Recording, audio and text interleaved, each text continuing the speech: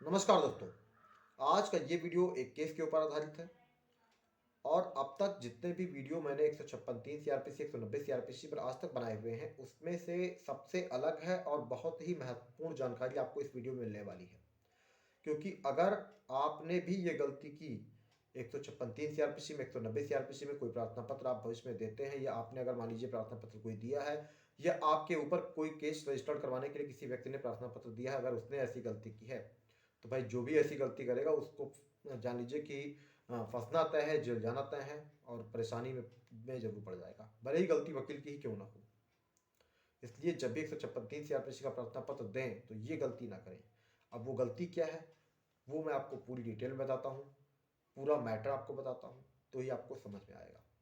Friends, actually ये matter, ये case है दो भाइयों के बीच की प्रॉपर्टी का। दो भाई थे जिसमें से बड़े भाई एक राष्ट्रीयकृत कंपनी में जो कि भारत सरकार के अधीन है उसमें काम करते थे, नौकरी करते थे और सब परिवार बाहर ही रहते थे। छोटा भाई जो लोकल में रहता था उसके बच्चे भी लोकल में ही रहते थे। बड़े भाई की डेथ हो जाती है। इस बात का फायदा छोटे भाई के बच्चे उठाते हैं और धोखे से यह कहते हुए कि बड़े भाई की कोई संतान नहीं थी, उनकी प्रॉपर्टी अपने नाम करवा लेते हैं। इस बात की जानकारी जब बड़े भाई के बच्चों को होती है तो वो कोशिश ये करते हैं कि किसी तरह से मामला सुलझ जाए। लेकिन जो छोटे भाई के बच्चे थे उनको ये लगा कि ये अब हो सकता है प्रॉपर्टी उनके हाथ से निकल जाए, इसलिए वो उस प्रॉपर्टी का सौदा कर लेते हैं और एक व्यक्ति को प्रॉपर्टी बेच देते हैं। जब इस बात की पूरी जानकारी मिलती है छोटे बड़े भाई के बच्चों को तो उन्हें लगता है कि भाई अब इसमें परिवार वाली बात नहीं रह गई है, अब इसमें कुछ कदम उठाने पड़ेंगे। तो उन्होंने रेवेन्यू अथॉरिटीज़ के समक्ष प्रार्थना पत्र दिया जिसके आधार पर एक केस रेवेन्यू कोर्ट में दर्ज हो जाता है, रेवेन्यू कोर्ट में दर्ज हो जाता है। पुलिस स्टेशन में प्रार्थना पत्र देते हैं लेकिन उनकी एफआईआर रजिस्टर्ड नहीं होती है। इसके बाद 156 3 सीआरपीसी में प्रार्थना पत्र देते हैं, कोर्ट के आदेश पर एफआईआर रजिस्टर्ड हो जाती है, इन्वेस्टिगेशन शुरू होती है, आरोपियों की गिरफ्तारी नहीं होती है।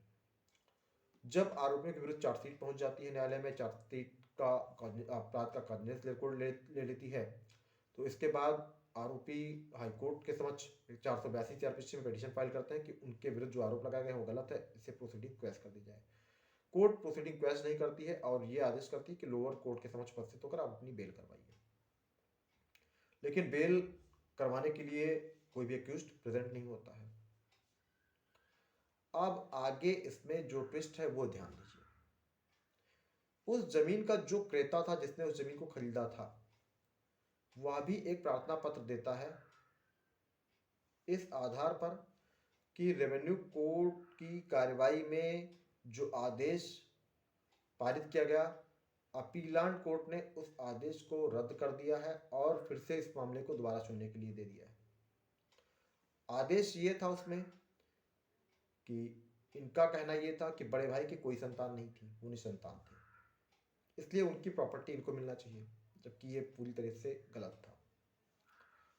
इसी आधार पर जो क्रेता था उस जमीन का, जिसने जमीन को खरीदा था, एक 156 3 सीआरपीसी में प्रार्थना पत्र देता है यह कहते हुए कि ये उनके संतान नहीं है और गलत तरीके से इन्होंने प्रॉपर्टी के लिए क्लेम किया हुआ है और एफआईआर दर्ज कराई है।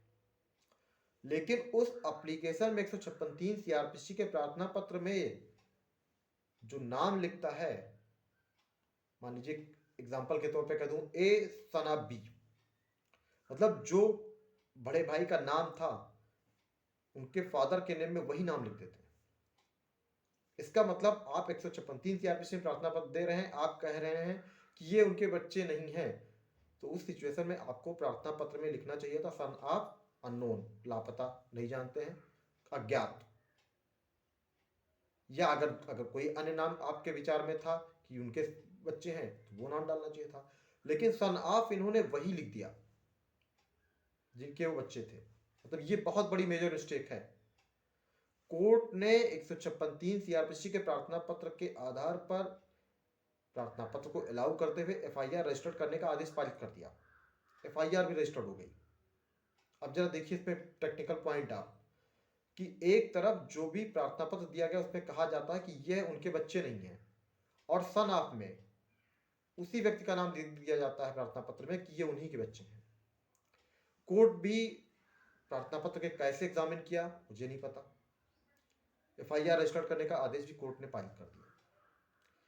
अब जो पहले केस बड़े भाई के बच्चों ने रजिस्टर करवाया था, उसमें एंटीसिपेटरी बेल के लिए एप्लीकेशन दी जाती है जो ये खरीदार थे, क्रेता थे इनके द्वारा, और इस एफआईआर की कॉपी और एप्लीकेशन की भी कॉपी इस पर लगाई जाती है। इस पॉइंट को कहीं ना कहीं इन्होंने ध्यान नहीं दिया और किसी ने भी ध्यान नहीं दिया, लेकिन इस पॉइंट को पकड़ लिया गया। केस अभी एंटीसिपेटरी बेल का हाई कोर्ट में पेंडिंग है, लेकिन अब हो सकता है इन फ्यूचर इनको एंटीसिपेटरी बेल तो मिलने से रही, जेल तो जाना ही जाना होगा, लेकिन जो प्रार्थना पत्र इन्होंने दिया था जिसमें एफआईआर रजिस्टर करने का आदेश भी हो गया है, उसमें भी इनके अगेंस्ट कार्रवाई हो सकती है। 340 सीआरपीसी की कार्रवाई हो सकती है कि इन्होंने कोर्ट में गलत तरीके से एप्लीकेशन दी। आप एक तरफ कह रहे हैं कि वो उनके बच्चे नहीं, दूसरी तरफ आपने खुद ही सनाफ लिख दिया। ये चीज आपको वहां पर पॉइंट क्या करना चाहिए था, सनाफ अज्ञात पुत्र पता नहीं किसके हैं, लेकिन आपने खुद लिख दिया। तो फ्रेंड्स, ऐसी गलती आप कभी मत कीजिएगा, नहीं तो आप भी फंसेंगे बहुत बड़ी मुसीबत में। एफआईआर आपकी तो झूठी हो गई, रजिस्टर्ड आपने भले करवा दी, क्वेश्चन हो जाएगी, लेकिन आपके ऊपर और भी एक कार्रवाई हो जाएगी, एक नया केस आपके ऊपर शुरू हो जाएगा। तो आशा करता हूं कि ये गलती आप कभी नहीं करेंगे। इस जानकारी को अपने पास सीमित रखिएगा, मतलब सीमित का मतलब यह कि हाँ, इस जानकारी को ध्यान से अपने ध्यान में रखिएगा, क्योंकि ऐसी लापरवाही भारी पड़ सकती है आपको। भले ही आपका अधिवक्ता भी ऐसी गलती कर सकता है, लेकिन आप हमेशा प्रार्थना पत्र इसलिए पढ़ के ही दीजिएगा। तो फ्रेंड्स, अगर जानकारी पसंद आई हो तो वीडियो को लाइक कर दें, चैनल को सब्सक्राइब कर लें, नोटिफिकेशन बेल को प्रेस करके रखें, ताकि भविष्य में भी आपको ऐसे जेन्युइन लीगल कंटेंट देखने को मिलते रहे। क्योंकि इस चैनल पर जो भी कंटेंट मैं डालता हूँ, अपलोड करता हूँ, उसमें जो जानकारियाँ होती हैं वो बहुत ही सूक्ष्म होती हैं, लेकिन डिटेल के साथ आपको बहुत अच्छी तरह से मैं बता देता हूँ कि ये गलती अगर आपने की तो आपके साथ ऐसा हो जाएगा। प्रैक्टिकली ऐसी गलतियाँ हो जाती हैं, लेकिन जो गलती इस केस में हुई है वो गलती छोटी नहीं है, क्योंकि उस गलती के आधार पर उसे बहुत बड़ी सजा मिलने वाली है। ऑलरेडी एक केस उनके ऊपर रजिस्टर्ड था। अब अगर आप ऐसा प्रार्थना पत्र दे रहे हैं 156(3) सीआरपीसी से, और प्रार्थना पत्र अलाउ हो गया, एफआईआर भी रजिस्टर्ड हो गई, तो इसका मतलब आपने जो गलती, मतलब कोर्ट के सामने ही झूठा केस पेश कर दिया, झूठा तरीके से आपने एक केस रजिस्टर्ड करवा दिया, और 156(3) सीआरपीसी का प्रार्थना पत्र विद एफिडेविट दिया जाता है। इसका मतलब अब आप फंस गए। तो इसलिए ध्यान रखिएगा, ऐसी गलती अब कभी आप मत दोहराइएगा या आप मत कीजिएगा। तो फ्रेंड्स, थैंक यू।